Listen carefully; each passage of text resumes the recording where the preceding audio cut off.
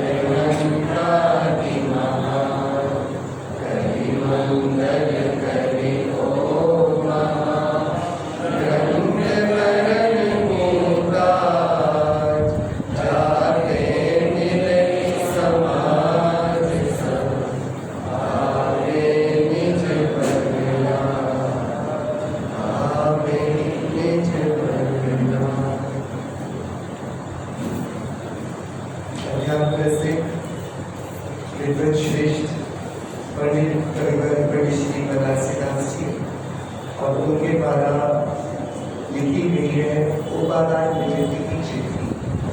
कहने को चिट्ठी है पर हमने अपने लघुकाय पर गंभीर अर्थों से भरा एक ग्रंथ है और सुखद सूचना ये है कि हम सभी ने इसके कुछ पंक्तियों को आत्मसात कर दिया है, अपनी स्मृति को उतार दिया है। जल्दी से हम एक बार वापस इसका पुनरावृत्ति एक बार करेंगे। प्रथम ही कोई पूछता है निमित्त क्या, उपादान क्या, उसका विवरण। निमित्त तो संयोग रूप कार्य और उपादान वस्तु की सहज शक्ति, उसका विवरण। एक द्रव्यार्थिक निमित्त उपादान, एक पर्यार्थिक निमित्त उपादान, उसका विवरण। द्रव्यार्थिक निमित्त उपादान गुण भेद कल्पना, पर्यार्थिक निमित्त उपादान पर योग कल्पना, दोनों ही कल्पनाएं उनकी चौकंगी। प्रथम ही गुण भेद कल्पना की चौकंगी, मतलब द्रव्यार्थिक निमित्त उपादान की पर्यार्थिक निमित्त उपादान, गुण भेद कल्पना मतलब द्रव्यार्थिक। तो पहले द्रव्यार्थिक निमित्त उपादान की चौकंगी का विस्तार कह रहे हैं। वह किस प्रकार? ऐसे सुनो। जीव द्रव्य उसके अनंत गुण। जीव द्रव्य के कितने गुण? जीव द्रव्य में कितने गुण होते हैं? आपने देखा कभी जीव द्रव्य कहाँ पाया जाता है? कौन से नेशनल पार्क में, कौन से चिड़ियाघर में? हाँ, देखा आपने जीव द्रव्य? किसके पास है अनंत गुण? जीव द्रव्य नाम मैं और मेरे पास क्या? अनंत गुण। और वे सारे के सारे गुण कैसे? असहाय, स्वाधीन, कब? सदा काल, हमेशा। मेरे सारे गुण कैसे? असहाय, स्वाधीन, सदा काल। शुद्ध की अशुद्ध? यदि अशुद्ध हो तो असहाय कैसे बचे? उनको तो सहायता की जरूरत पड़ जाएगी ना, कोई हमें आकर शुद्ध करे। तो गुण कैसे हैं? क्योंकि असहाय है, क्योंकि स्वाधीन है, इसलिए शुद्ध है। क्या बात? क्योंकि यदि वे गड़बड़ हो गए तो फिर किसी को सही करने आना पड़ेगा। तो वस्तु की ये शर्त है कि वह वस्तु हमेशा अपने शुद्ध रूप में रहेगी, वस्तु में कभी मलिनता आएगी नहीं। देखो, सोना भी पुद्गल द्रव्य है और मिट्टी भी पुद्गल द्रव्य है। कौन सा पुद्गल द्रव्य अच्छा है, सोने वाला कि मिट्टी वाला? बोलो। हाँ, अरे कौन सा पुद्गल द्रव्य की बात चल रही है? सोना अच्छा है कि मिट्टी अच्छा है, ये वाली बात नहीं कर रहे। किस पुद्गल द्रव्य में ज्यादा ताकत है? जो आज मिट्टी है वो वाले पुद्गल द्रव्य में ज्यादा ताकत है कि जो आज सोना है वो वाले पुद्गल द्रव्य में ज्यादा ताकत है? ऐसे ऐसे। सुबह भोजन किया था आपने? अरे भोजन किया था आज चतुर्दशी है, भोजन किया था आप लोगों ने आज? ठीक है, किया था भोजन। तो भोजन किया था, वो भोजन वो ज्यादा अच्छा पुद्गल द्रव्य था कि अब जो उस भोजन की हालत हो गई आपके पेट के अंदर, कैसा बचा है वो भोजन पेट के अंदर अभी? हाँ, कुछ खून बन रहा है, कुछ मल बन रहा है, कुछ मांस बन रहा है। तो बताओ, वो जो सुबह थाली में सच के आया था वो भोजन पुद्गल था कि नहीं?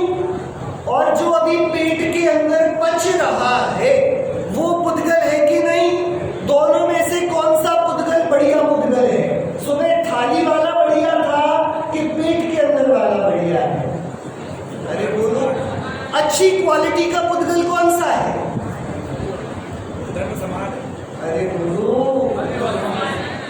कि भैया पुद्गल का तो काम ही है बदलते रहना। ये हमारा पक्षपात है कि भोजन क्या और मल क्या, मिट्टी क्या और सोना क्या। पुद्गल तो अपनी शुद्ध रूप ही स्थिति बनाए रखा है, वह अपने स्पर्श रस गंध वर्ण गुण में बराबर काम कर रहा है। जब भोजन था तब भी उसका स्पर्श गुण काम कर रहा था, रस गुण काम कर रहा था, गंध गुण काम कर रहा था, वर्ण गुण काम कर रहा था। और अब जब वह खून बन गया तब भी उसमें स्पर्श है कि नहीं, गंध है कि नहीं, रस वर्ण है कि नहीं? तो कौन सा पुद्गल बेहतर है, भोजन वाला कि मल वाला? कि वस्तु की कंडीशन है, वस्तु हमेशा अपने पूरे ऐश्वर्य के साथ होती है, दोनों ही पुद्गल बराबर हैं। कौन सा आत्मा बड़ा है, सिद्ध भगवान का कि निगोदिया जीव का? जो निगोद में सो ही मुझ में, सो ही क्या बड़ा? आपने नहीं पढ़ा ये? मतलब आदिनाथ भगवान का आत्मा बड़ा नहीं है, हमारा आत्मा छोटा नहीं है। कि वस्तु की शर्त है, वस्तु हमेशा पूरी होगी, वस्तु में अधूरापन नहीं होता है। अधूरापन हो तो वो वस्तु कभी पूरी होगी नहीं, बराबर? अरे हाँ कि नहीं? बात समझ में आ रही है आपको? बराबर। तो क्या बोला, गुण कैसे हैं जीव द्रव्य के? असहाय, स्वाधीन, सदा।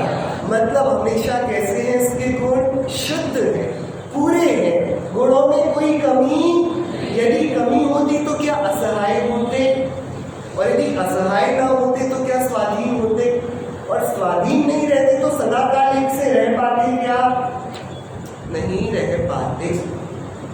केवल ज्ञान होने पर आत्मा में कितने गुण बढ़ जाते हैं, प्रकट होते हैं ना, 4 गुण। केवल ज्ञानी भगवान के 4 गुण प्रकट होते हैं। कौन कौन से? ज्ञान गुण प्रकट होता है, दर्शन गुण प्रकट होता है, चारित्र गुण प्रकट होता है और वीर्य गुण प्रकट होता है। केवल ज्ञान होते ही ये प्रकट हो जाते हैं आत्मा में। इसके पहले कहाँ रहते?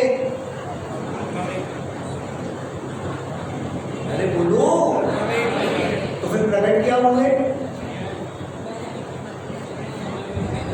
केवल ज्ञान होने पर प्रकट कितने नए गुण हुए आत्मा में? नया क्या हुआ केवल ज्ञान होने पर? कि आत्मा जो वस्तु उसमें कुछ नया नहीं हुआ। क्या भैया? देखो, देखो आपका बेटा आज रात को सो गया, ठीक है, आज जो कपड़े पहना है वो पहनकर सो गया, कल सुबह जब वो नहा धोकर नीचे आया ना तब वो दूसरे कपड़े पहना था, तो ये नया बेटा आया है कि पुराना? अरे बोलो, नहीं, बेटा नया आया कि पुराना? उसको नया हो गया ना आज, कि बेटे में क्या नया हुआ? कपड़े बदले हैं। ऐसे केवल ज्ञानी भगवान के पर्याय बदली है, वस्तु में क्या नवीनता है? जैसी मेरी वस्तु है, जैसा मैं हूं, उससे 1 सेंटीमीटर भी उनका आत्मा बड़ा नहीं हुआ। जितने मुझ में गुण हैं, सिद्ध भगवान के 1 गुण भी ज्यादा नहीं है। इसलिए क्या बोला? सब गुण असहाय स्वाधीन सदाकाल। बराबर? अरे हाँ कि नहीं, समझ में आ रही है बात? हाँ, इस चर्चा संग्रह में ब्रह्मचारी रायन जी ने प्रश्न उठाया कि आप बोलते हो शुद्ध आत्मा का ध्यान करो, शुद्ध आत्मा का ध्यान करो, शुद्ध आत्मा का ध्यान करो, हमारे आत्मा में तो राग द्वेष क्रोध मान माया लोभ, अच्छी तो कोई बात है ही नहीं। दुनिया भर के जितने दुर्गुण है वो तो हमारे अंदर भरे पड़े हैं, हम अपना ध्यान करके कैसे मोक्ष प्राप्त करेंगे? हाँ, आत्मा तो अशुद्ध है ना। तो वहां पर उन्होंने बहुत मार्मिक उत्तर दिया। उन्होंने बोला, सुनो, चलो तुम अपना ध्यान नहीं करोगे तो किसका करोगे बताओ? किसका करोगे? बताओ किसका ध्यान करोगे आप? अरिहंत सिद्ध भगवान का ध्यान करोगे तो करो, वो तो है ही नहीं यहाँ पर। है अरिहंत भगवान, है सिद्ध भगवान, और यदि उनका ध्यान करोगे तो वह तो उनके प्रति राग में कन्वर्ट होगा, उससे वितरागता कैसे आएगी? वही अच्छे लगने लगेंगे ना। उन्होंने बड़ी मार्मिक बात बोली, क्या? अपना पुत्र कपूत भी हो तो अपना होता है, और दूसरे का सपूत भी हो तो दूसरे का होता है। तो लोक में तो ये रीति देखी जाती है कि लोग अपनी वस्तु कैसी भी हो उसकी कीमत रखते हैं, और दूसरे की वस्तु कैसी भी हो उसकी तरफ ख्याल नहीं करते। भाई आपका घर होगा महलों जितना, मैं क्या करूं? मेरे को तो अपने घर जाके ही सोना है ना। तो घर कौन सा अच्छा? जो सबसे बड़ा होगा वो अच्छा ना। घर कौन सा अच्छा पूरे सराफत शहर में? आप बताओ। जहां आपको सोने के लिए जगह मिले, जो आपका होगा वही अच्छा होगा ना। तो उन्होंने बड़ी मार्मिक बात बोली थी। तो सबसे पहले तो दूसरे का ध्यान करने को तैयार है, जगत में दूसरे की नौकरी करने को तैयार नहीं होता। आपको अपने घर की सफाई करने में शर्म नहीं आती, पर मैं बोलूं मेरा घर भी साफ कर जाना, आओगे साफ करने? अरे बोलो, क्यों? कि जगत में तो किसी दूसरे की ना संपदा को अच्छा मानता है, ना उसकी संपदा की सेवा करना चाहता है। और यहाँ जब अपनी वस्तु की बात है तो तुरंत भाई कोई दूसरा दे दो जिसके चरण हम पूज लें और उससे मेरा कल्याण हो। नहीं भाई, अपनी अविनाशी वस्तु है और वह वस्तु पूरी, वह वस्तु निर्मल है, उसके अंदर पूरी शक्तियां हैं। बस इतना सा अपराध है कि जिसका ख्याल नहीं किया जाए उस कमरे में धूल लगी जाती है, नहीं लगती है? आपके घर में वो कमरा साफ होगा क्या जिस कमरे में आप महीनों से नहीं घुसे? गंदगी आ जाए तो अरे ये तो महीनों की बात हुई। जिस चैतन्य स्वरूप में कभी खबर नहीं करी, जिसकी तरफ कभी झांक कर नहीं देखा, स्वाभाविक है उसमें राग द्वेष कषायों की धूल लगी हुई दिखाई देती है। तो अरे अब तो हमारा कमरा खराब हो गया, अब नया कमरा बनाएंगे, इस कमरे में नहीं जाएंगे। कमरा बेच देते होंगे आप लोग जिसमें धूल चढ़ जाती होगी, क्या करते हो कि अरे कमरा खराब कहाँ हुआ है, ये ली झाड़ू, ये ली पोछा और चमक गया कमरा। कमरा खराब हुआ, कमरे में कुछ खराब नहीं हुआ है, जो कमरे का नहीं था वह धूल ऊपर आकर लग गई है। जो कमरा नहीं था उसको कमरे से निकालना है। कमरा तो वैसा का वैसा शुद्ध साफ चमकता हुआ है कि नहीं? ऐसे ही आत्मा में शुद्धता आई है क्या कि नहीं? ये तो ऊपरी धूल लग गई है राग द्वेष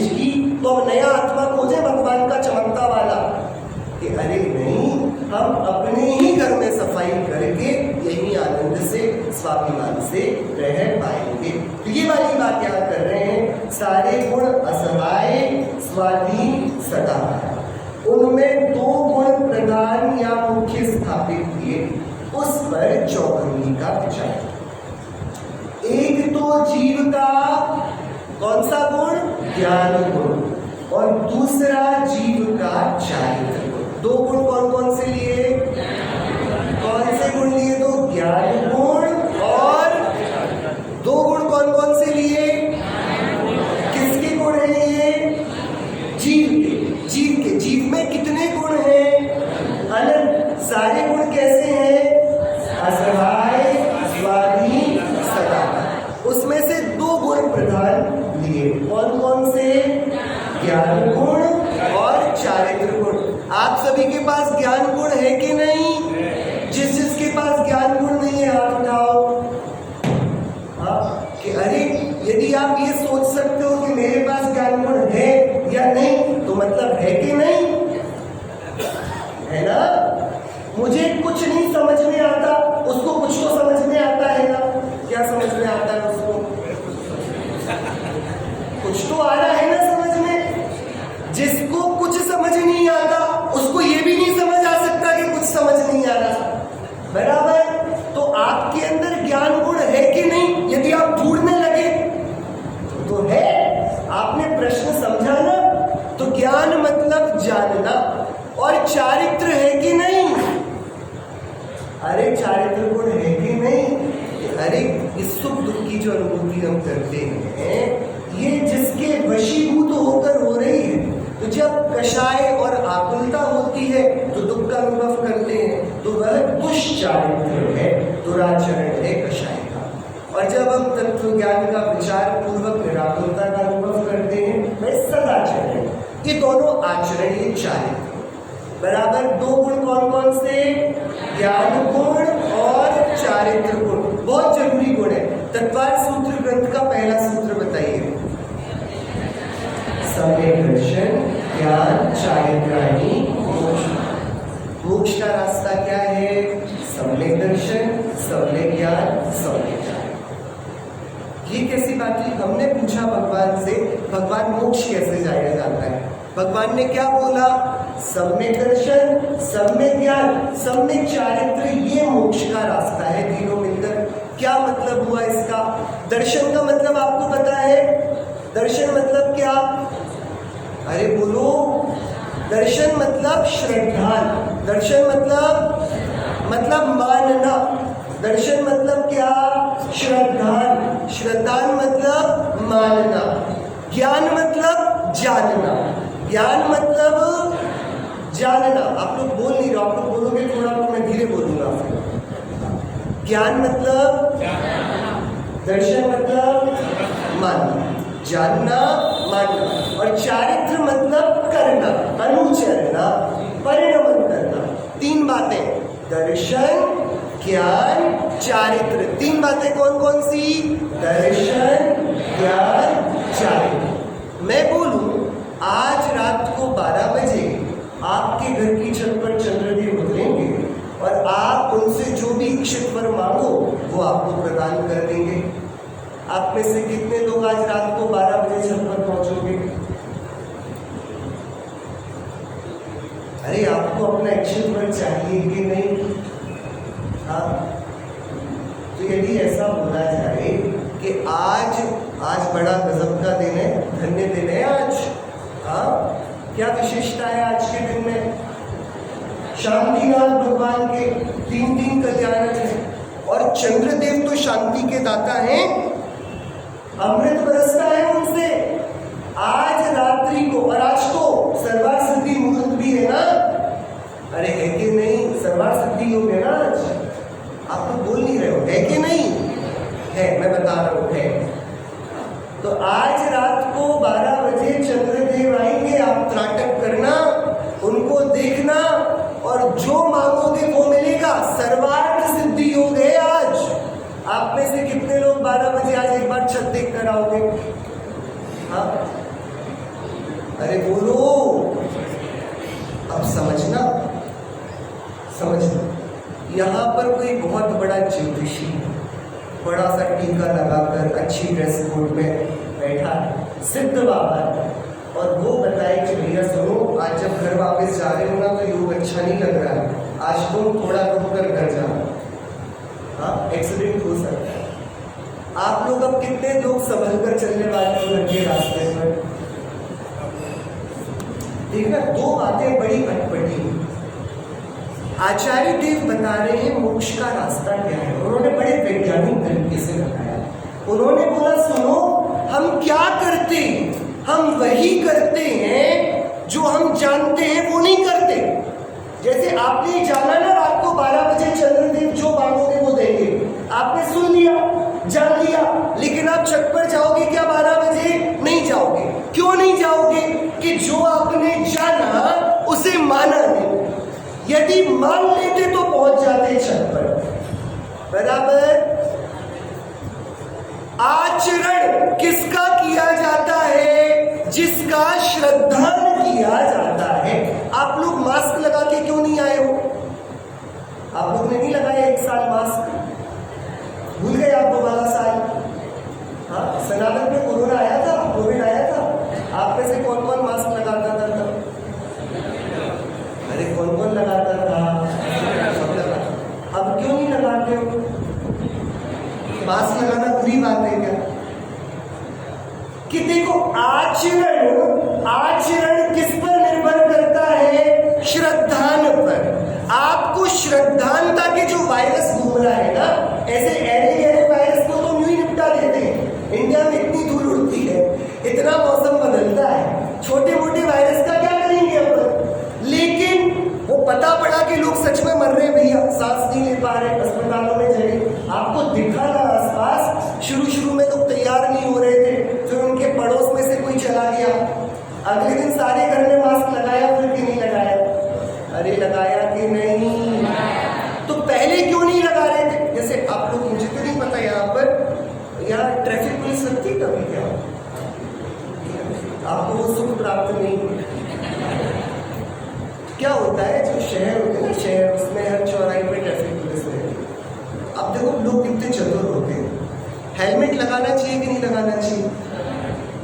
कब लगाना चाहिए? जब अगले सिग्नल पर ट्रैफिक पुलिस वाला दिख जाए।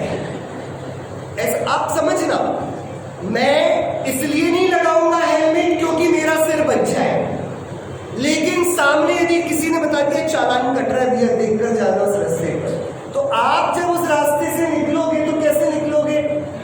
एक जिम्मेदार नागरिक की तरह, सारे नियमों का पालन करके। आपने देखा ऐसा, थोड़े दूर पर पुलिस दिखती और अचानक से सीट बेल्ट लगाने लगते हो आप?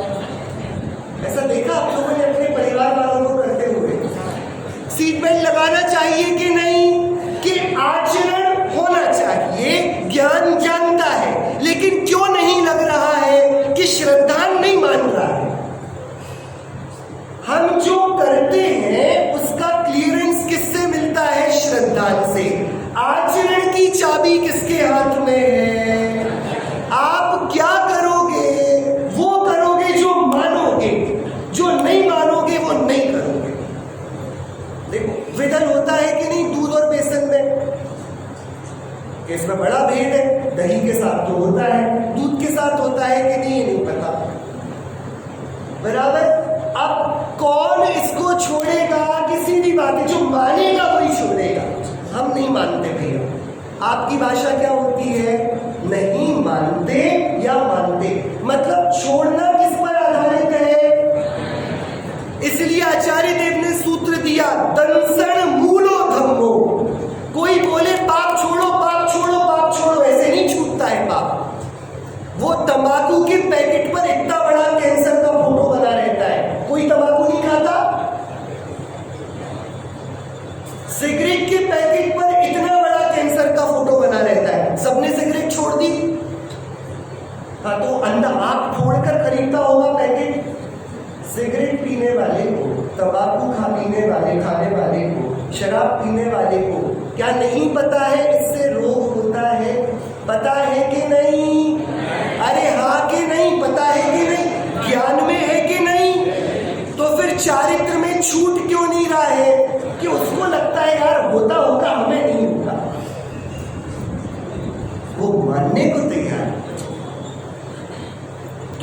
आप चाहते हो कि हम पाप को छोड़ दें, तो पाप को छोड़ने की पढ़ाई से नहीं छूटेगा पाप। चारित्र पर चर्चा करने से चारित्र का ग्रहण नहीं होता है। श्रद्धान को निर्मल करने से चारित्र का ग्रहण होता है।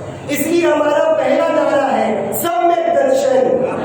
इतना ठंडा नारा, सम्यक दर्शन, आवाज ही नहीं आई। सम्यक दर्शन, सम्यक दर्शन, दृष्टि के बदले बिना आचरण को बदले ही नहीं जा सकता। इसलिए दंसन मूलो धर्मो, धर्म का मूल दर्शन। असल में धर्म तो है चारित्र, कि हम कषाय ना करें, हम वितराग परिणाम को धारण करें। लेकिन कषाय को छोड़ने से कषाय नहीं छूटती। आप लोगों के दशलक्षण पर्व मनाया जाता है? अरे मनाया जाता है कि नहीं? मनाया जाता है। 10 दिन तक लोग एकादश उपवास करते हैं कि नहीं करते हैं? बहुत आराम से रहते हैं कि नहीं रहते हैं? मेरी रुचि इस बात में नहीं। मुझे ये बताओ 11वें दिन क्या बवाल मचा है? अरे बोलो, 11वें दिन भाई आपका, मुझे यहाँ का तो नहीं पता, मुंबई में और इंदौर में तो खावी गोलियां बनाई गई हैं स्पेशली। हाँ, दशलक्षण के अगले दिन जैनियों के लिए रिजर्वेशन होते हैं होटलों में, रेस्टोरेंट्स में। नहीं पता आपको? ये नहीं पता। सारे जैनी लोग मिलेंगे बाहर 11वें दिन। क्यों? कारण क्या? कि चारित्र पर ठोकर मारने से चारित्र नहीं सुधरता।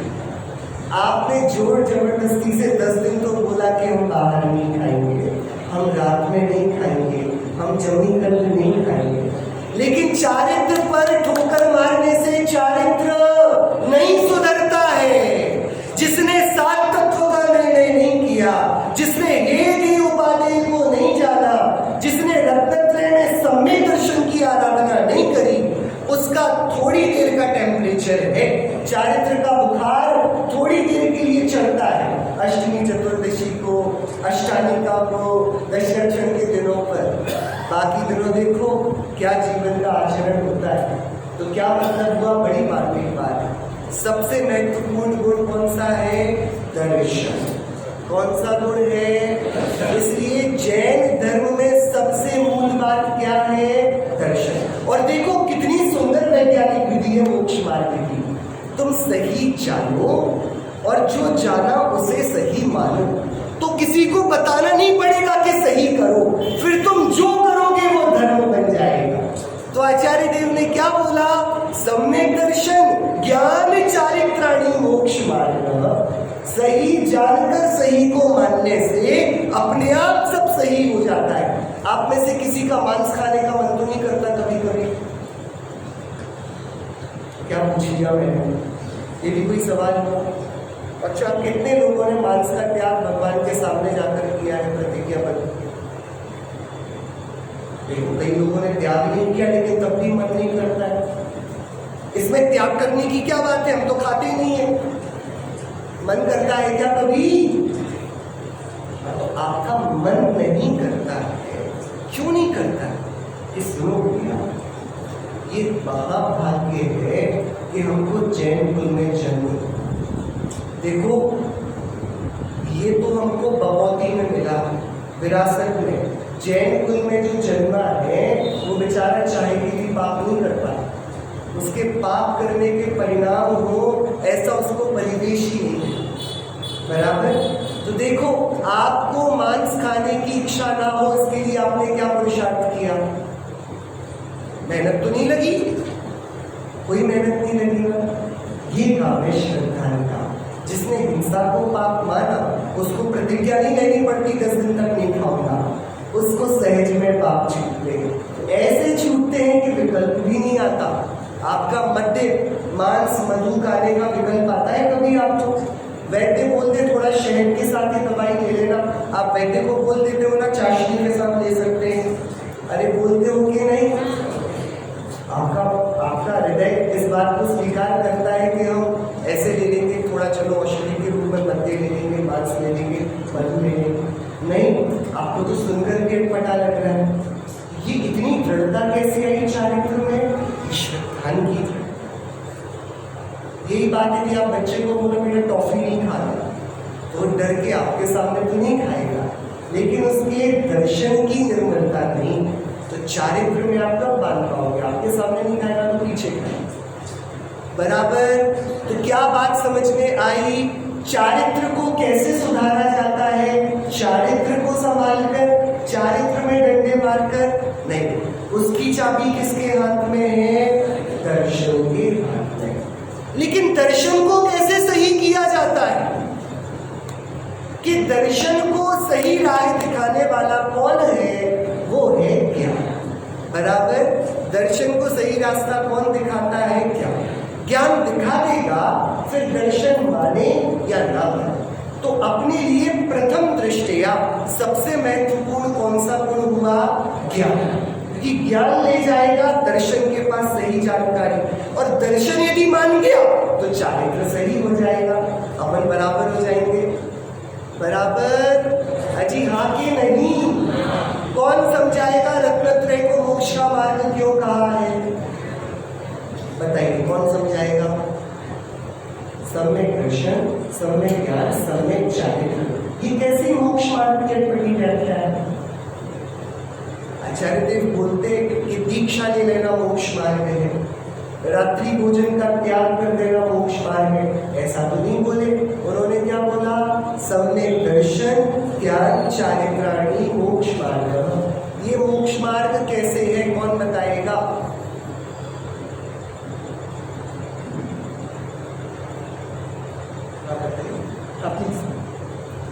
बताइए।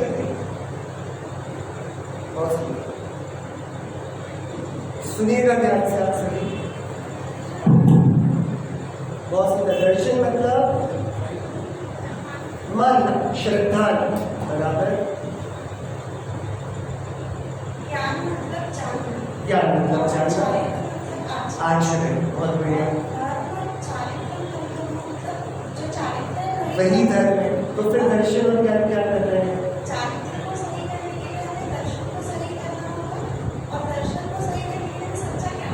बहुत सुंदर, बहुत सुंदर, बहुत सुंदर।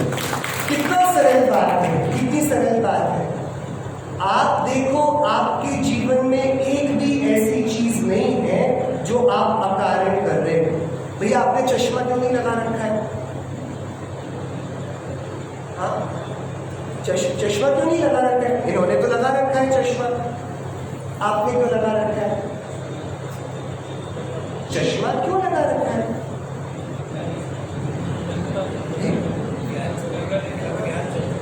कि आपके ज्ञान ने बताया सही नहीं दिख रहा है, तो आपको पहले लगा हो सकता है धूल चलेगी यहाँ पे, आप डॉक्टर के पास गए, डॉक्टर ने भी अपने ज्ञान से नहीं बताया कि चश्मा लगेगा, उसने आपको बिठा दिया कुर्सी पर और एक एक लेंस लगाता कि आप लोग पढ़ के सुनाओ ये AED क्या लिखा है, वो पढ़ के। जब तक उसने पूरा नहीं मान लिया कि देखो भैया इतना नंबर है तुम्हारा, तब तक ना तो उसने आपको बताया कि चश्मा लगेगा, और जब तक डॉक्टर ने नहीं लिख कर दे दिया तब तक आप भी चश्मा नहीं लेकर आए। जो ये कार्य हुआ, इस कार्य के पीछे कितना विज्ञान है। पहले आपने जाना कि कुछ गड़बड़ है। आपके शरीर में फोड़े फुंसियां होते हैं कभी, तो आपके शरीर में कोई गठान है, कुछ तो होगा थोड़ा बहुत किसी ना किसी के में, तो भैया कैंसर तो नहीं है, डर नहीं लगता आपको? समझना बात। आपको जब लगा कुछ है तो आप गए डॉक्टर के पास और उससे पूछा भैया कुछ तो नहीं है, और फिर उस पूरे अनुसंधान के बाद पता पड़ा कि कुछ नहीं है, तो भैया क्या है गठान? जब तक संशय था तब तक आपने डॉक्टर के पास पूरे टेस्ट कराए, कोई संभावना ना रहे इसका आचरण किया, यदि टेस्ट पॉजिटिव आता तो आप आगे का इलाज भी करते। तो आचरण कैसे कैसे बढ़ता गया, जैसे जैसे श्रद्धान बढ़ता गया। श्रद्धान में आया पॉजिटिव है, आप अपना पूरा चेकअप कराने लगे, आपने पूरी थेरेपी चालू कर दी। टेस्ट में आया नेगेटिव है, आप चुपचाप आनंद से घर बैठ गए। आपका आचरण किससे बदलता गया? अरे किससे बदलता गया? बराबर। आपको अचानक से सीने में दर्द हुआ और थोड़ा पसीना आने लगा, आप घबरा गए, क्या किया आपने? अरे बोलो, चलो डॉक्टर के पास लेकर चलो। डॉक्टर ने देखा, उसने क्या किया, उसने बोला लेटाओ भैया ईसीजी करेंगे। और अब उसने ईसीजी में देखा कि सब नॉर्मल है, बात खत्म हो गई। भैया थोड़ा सा ब्लड प्रेशर बढ़ गया था, कोई बात नहीं, दवाई लो घर जाओ। उसने बोला नहीं ईसीजी में गड़बड़ी है। अब आगे की बात बनेगी, अच्छा अब क्या करना है।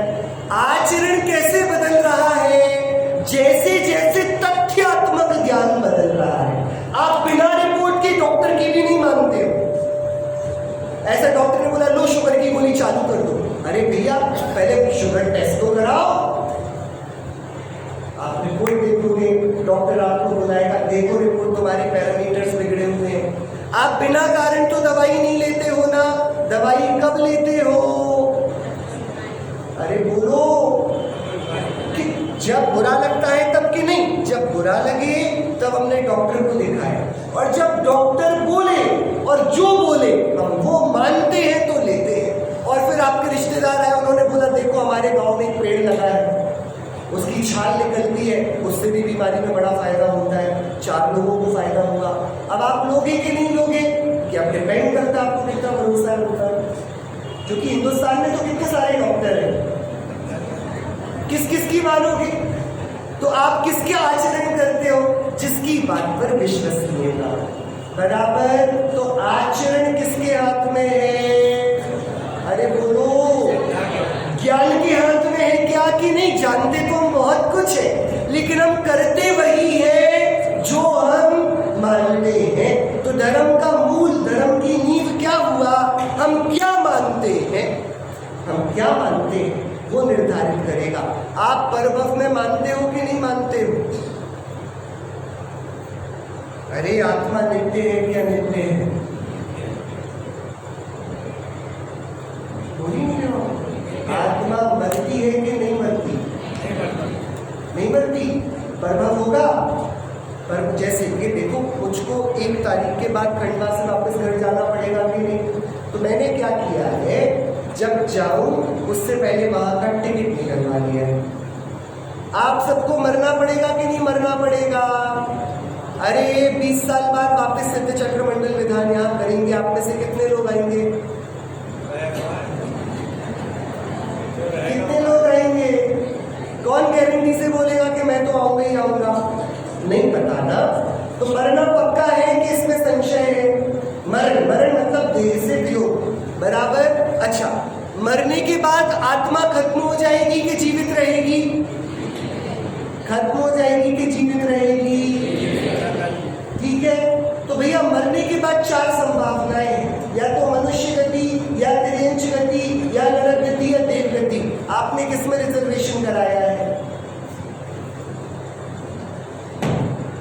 कौन सी गति जा रहे हो भैया। देखो आप सब होगे तो स्वर्गवासी ही, ये तो पक्का है। आप कहीं भी जाओ हम तो यही लिखेंगे स्वर्गवासी, लेकिन आपने रिजर्वेशन कराया है कि नहीं, नहीं कराया, मतलब अभी जीव की नित्यता का श्रद्धा नहीं। बात समझ में आ रही है कि नहीं।